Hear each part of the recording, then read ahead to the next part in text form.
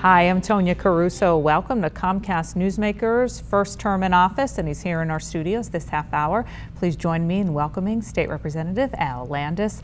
Thank you so much for coming in and talking with us today. Thank you, Tonya, for the opportunity to be here. So how far into the first term? We're just over 7 months in for the first term. Okay, and so your assessment of things so far and kind of what you went in there thinking that you wanted to do. Well, coming out of the private sector, I had a lot of goals, and that was number one, getting people back to work in Ohio. I was concerned about the pace going into Columbus. After coming out of the business world, I thought it might be too slow. I found that's not quite true. With Speaker of the House Batchelder, we have got off to a very fast pace and a very focused pace. So it went very quickly, and we spent a lot of time in Columbus. Lots of talk in this session about jobs and a new job initiative, and let's touch on that a little bit. Let's talk about that. Well, again, the major reason I ran for the Ohio House was jobs. With my manufacturing background, I felt that we had to do everything that we could to get people back to work. So the very first 2 weeks of the session, we introduced a Jobs Ohio bill, which Governor Kasich introduced. And we got that through the committees, we got it through the House, and it was signed about 5 weeks after we took office. So we're very excited about that. It touches on a lot of different areas in Ohio, not just one industry, and it touches all of Ohio and all of those people that are out of work or looking for work. And so what does it do specifically? Well, I think it makes it easier to do business with the state, for one thing. There's a couple of other bills that are very similar to it that help, like Common Sense Initiative. But the jobs bill, what it does, it's going to go out and we're actively going to pursue, number one, keeping companies here, then number two, trying to bring new companies in through different incentives. And so what do you say to these companies? What are some of these incentives that came about through the bill?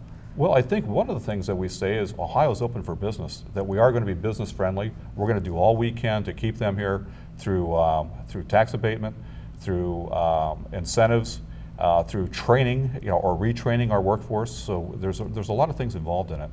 And as you look at the broader picture, and some of your colleagues have been on in the past talking about how it used to be steel, and now there has to be a new way of thinking. And what are some of these new areas where you think there is the potential for job growth? Well, obviously the goal would be technology, because that's the fastest growing and the most innovative.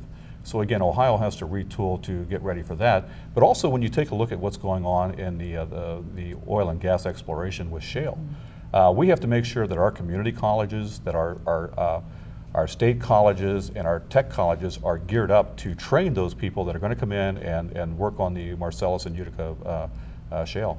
What is the number one complaint that businesses may say to you about why they do not want to locate in Ohio? One of them is the taxes. They felt that we were one of the highest tax states in the union, and we lost a lot of people because of that. The other thing is workers' comp. We've seen people migrate across our borders into other states, including Indiana, Michigan, and Pennsylvania, in search of better opportunities as far as workers' comp. So how do you balance that, though, then, to make sure that the worker is still protected? Well, we have to, number one, we have to identify, where we're losing the business to and precisely why. And then we go in and we will make the adjustments necessary in that area of the state to to work with companies to, number one, understand it. Let's be proactive.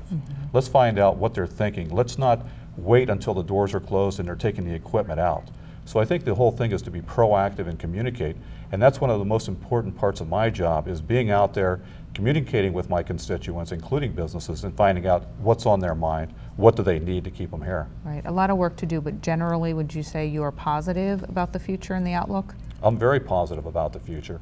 I feel that we've taken some steps forward already here in Ohio. Unfortunately, there's things at the national level that maybe are slowing things down a bit.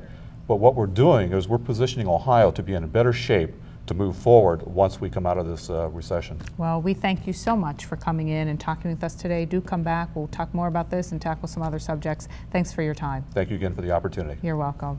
I'm Tonya Caruso. Thanks for watching Comcast Newsmakers. We'll send you back now to HLN.